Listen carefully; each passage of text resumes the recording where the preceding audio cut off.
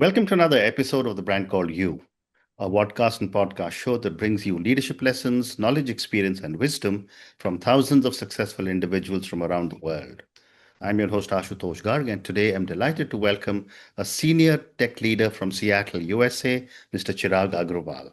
Chirag, welcome to the show. Thank you, Ashutosh. It's my pleasure to be here. Thank you. Chirag is a tech leader and an AI platform builder. So, Chirag, let me start by asking you my first question. Tell me about your journey. What took you to the US and what first drew you to the world of AI and voice technology? Yeah. Um, so my first experience of building something with computer was when I was 15. I built a website for my school. At after school, like in the evening, I had this really nice computer teacher who would open the lab just for me. Hmm. And I would go to the computer lab and, tinker around for hours. And I taught myself to build a website. Hmm. That was like the first spark of, curiosity, like something clicked. And that was the first time I built something that was alive using a computer. Hmm. That was really powerful. Uh, in in the second year of my undergrad, I built this search engine from scratch where you could upload a PDF book and then you could search answer to your questions in the book, and the Hmm. the engine will tell you that the answer is on this page or that page. And that was really my first interaction with AI. That was natural language processing to find answer to your questions. And Hmm. that's when I first understood the power of machine-based intelligence, how productive it could be. And I got a lot of encouragement from, my friends, my professors, my family, pretty much like everybody who mattered to me at that point. Hmm. So I decided to build an AI game. I had an Android phone, so just taught myself to build an AI player that I could play against. And and then I started sending it out to like a lot of startups in Bangalore and asked them for an internship. And I got, a great response. I got a lot of offers from gaming companies in Hmm. Bangalore, and I joined one of them as an intern. Um, so that was kind of like set me on this path of, being an AI builder. Hmm. Um, in my final year, I got an offer from Amazon to come work for them as a software engineer in Hyderabad. So I moved to Hyderabad and joined Amazon. And, one day at work, I heard that somebody from Seattle office has come down to Hyderabad to demo this new product called Alexa. Hmm. And I was like, wow, that sounds wonderful. I have to go and watch that.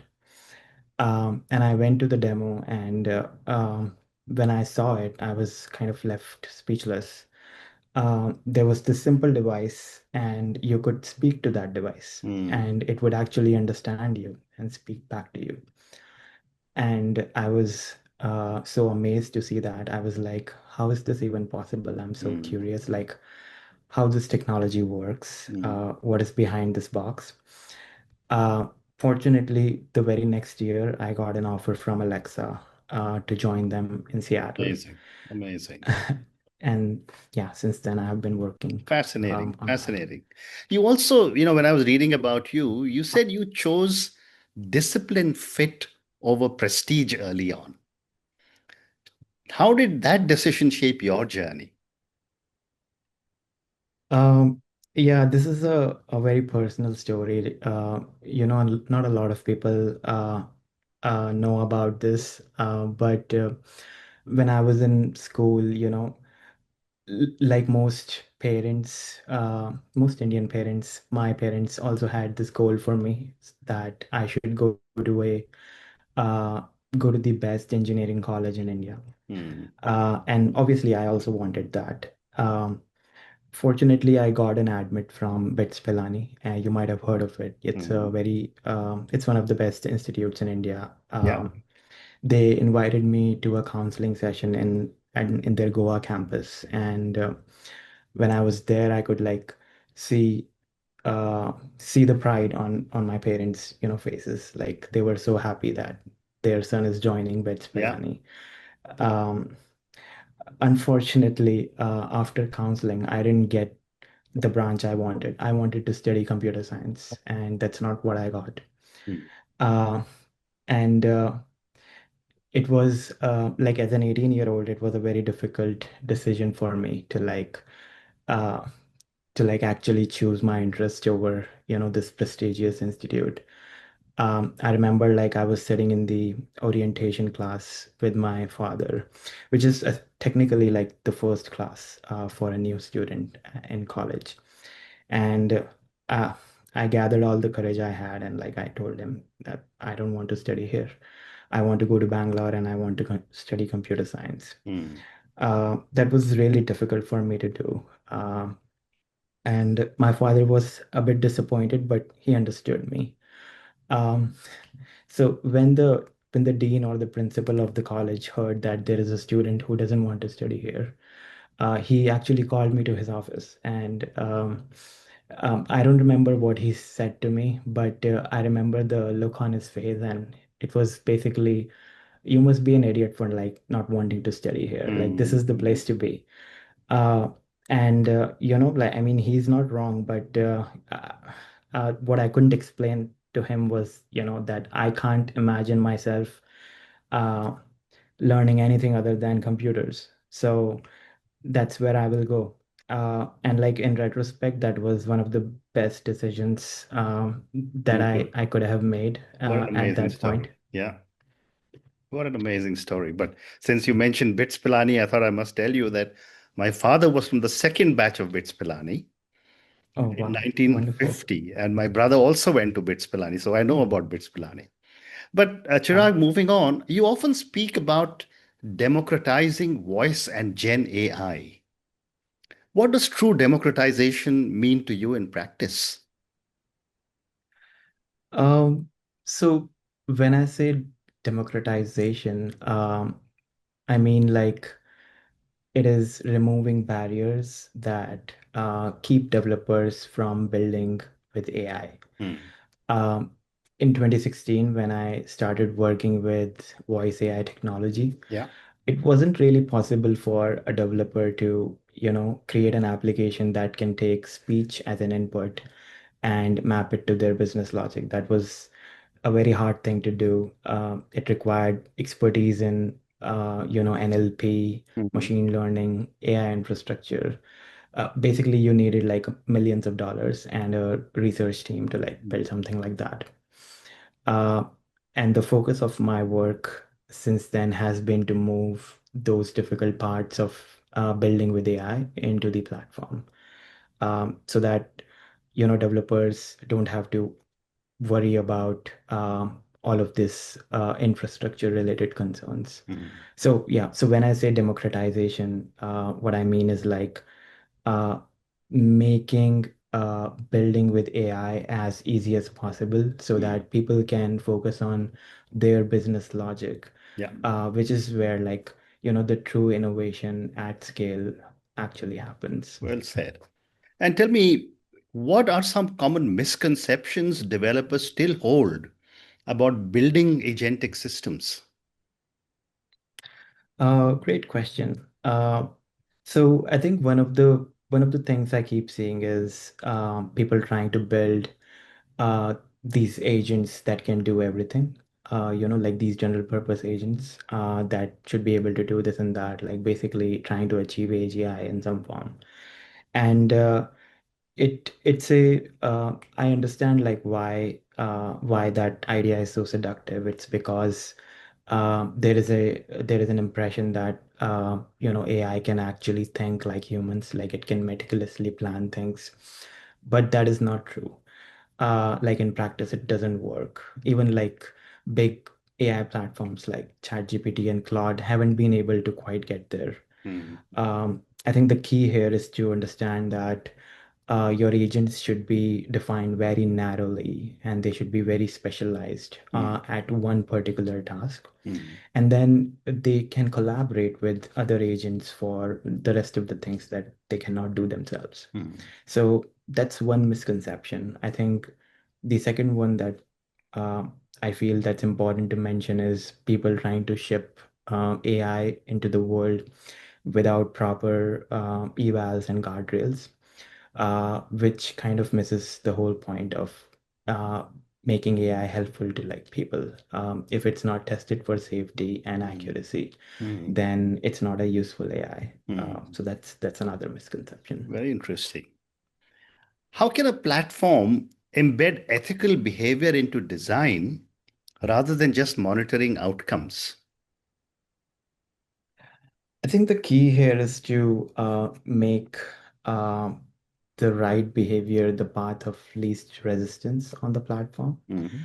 Um, so that doing the right thing is also equal to doing the easy thing. Mm, And um, I think a common example that platform developers or like a common scenario that they run into is, well, we want to prevent people from, abusing the platform in X or Y way. How can we do that?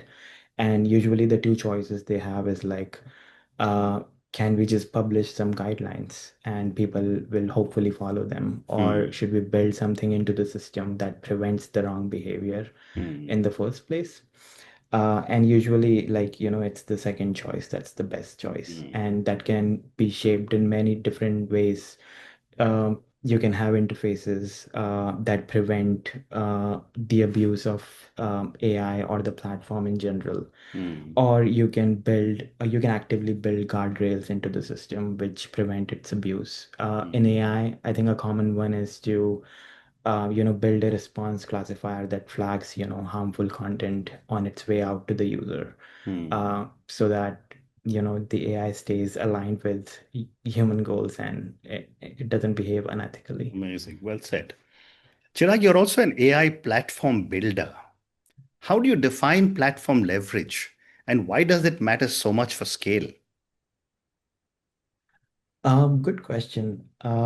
So like when we talk about software platforms, what it really means is uh, like building a general solution to a platform as to Mhm, a sorry building a general solution to a problem is basically building a platform for that problem. mhm, mhm, Another way to put it is uh,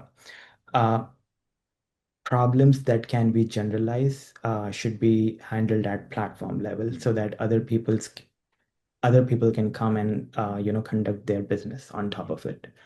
uh, Platform leverage is the multiplier that you get when you make one change in the platform and its value is created across products, across teams, across users, without them doing anything. So like basically one improvement benefits everybody who uses the mhm, platform. Um, so Shopify, for example, or Amazon, these are like great uh, examples of platforms where people can come and just sell their stuff to millions of customers. mhm, And they have handled hard problems related to e-commerce like payments or web infrastructure, mhm, user experience, or inventory management. Uh, AI platform is similar. Like if you optimize l usage of usage of like compute resources in the platform, then that is cost saving for all products that were mhm, built on that platform. And if you reduce the latency at platform level, then that gain is distributed to all product builders on the platform. mhm, If you add like memory to the platform, like an AI memory, then suddenly all the products on that platform are smarter. mhm. So that's why like building platform and like handling these fundamental concerns at platform level is the path to scale. Very interesting. And I don't have that depth of knowledge on AI, but often people tell me that if you assume faster AI will mean cutting corners, how do you build systems that are both fast and robust? Interesting question. So I think this notion that fast means cutting corners, Hmm. it comes from the assumption that speed and robustness are like opposing forces, which is not really the case. Hmm. If an AI system is using prompt caching, for example, Hmm. it's not really cutting any corners. It is just trying to be less wasteful of resources. Hmm. So systems which are like robustly designed, they are designed with the goal of being very efficient from the ground up, and hence they are also fast. There are like many ways to make an AI platform or an AI system fast. Like I mentioned caching, but there is like uh, processing partial responses from AI, or like routing simpler requests to smaller models and complex requests to faster models. And all of these are like techniques Hmm. which reduce the resource waste in the Hmm. platform, and that also simultaneously make the platform very fast. Uh, so yeah, I think this is like a misconception, I would say, that Hmm. fast means cutting corners. Amazing.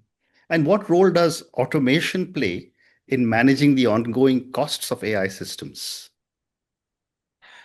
Automation plays a huge role in managing the ongoing cost. It's one of the biggest levers when it comes to like streamlining costs and making them predictable. Hmm. There are like I would say there are three important factors that if you work on them, you can really uh, streamline the cost of your AI product. Number one would be like the size of the model that you are using to serve your customers, which essentially determines the GPU capacity that would be required by our product. Uh, the other one is number of input tokens you are sending to the AI to Hmm. process a single customer request.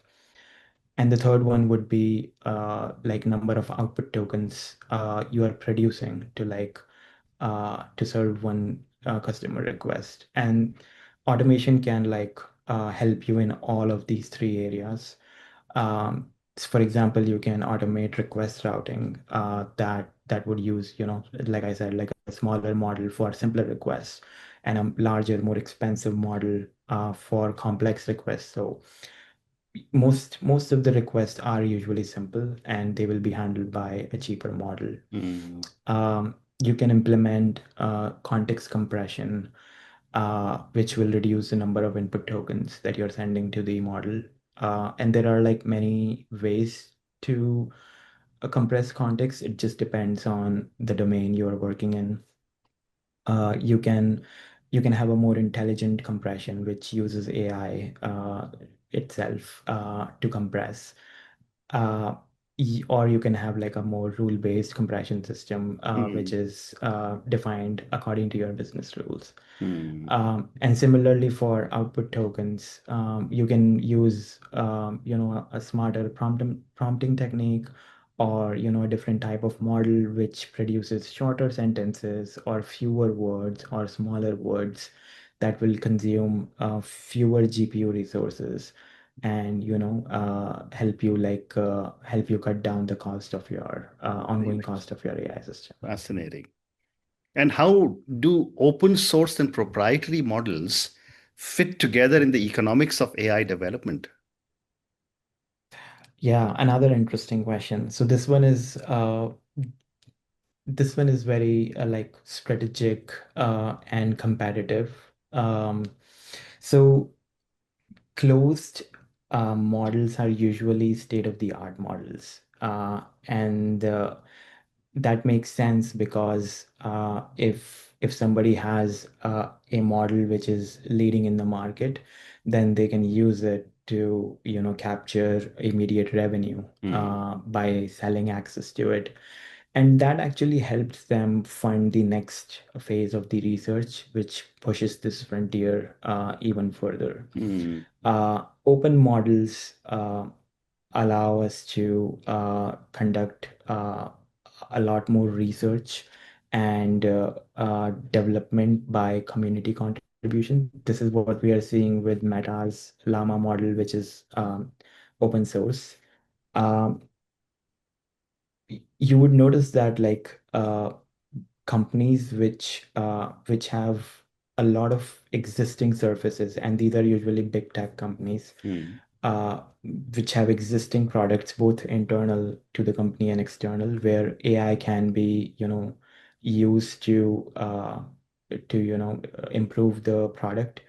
These companies benefit more from open source models mm, because you get community development around those models mm. and hence those products.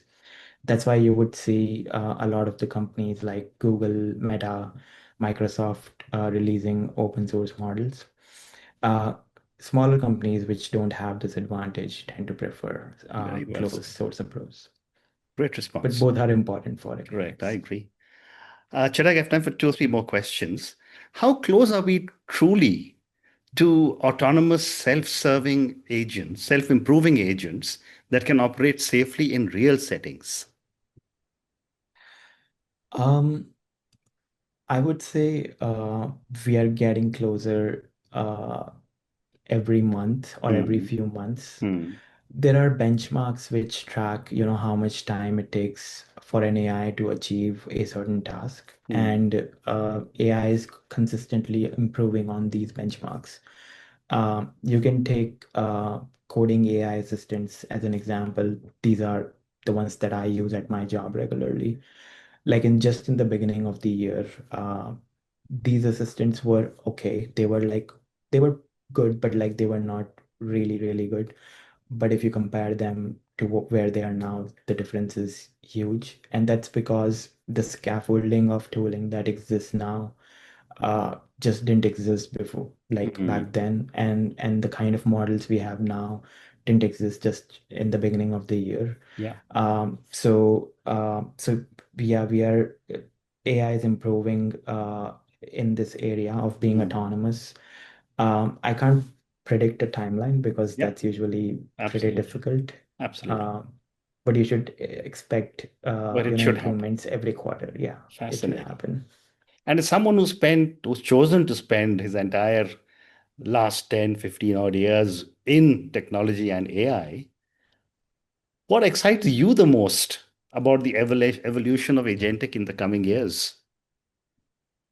Uh, there is a lot to look forward to. AI agents finally, like they are from being these standalone tools, they are moving towards like being this interconnected ecosystem, similar to what we have right now with web technology. Mhm. Uh, there are industry standards like MCP, which is what's being proposed from Anthropic, and agent-to-agent protocol, which is Google's standard for agent collaboration. Mm, These standards are taking us to a place where independent AI agents will be able to collaborate mm, autonomously to work for you. mm, We are seeing AI browsers coming to market, and right now they are mostly built to work with web technology. But I think next year you would see them use these AI agents with the help of these standards.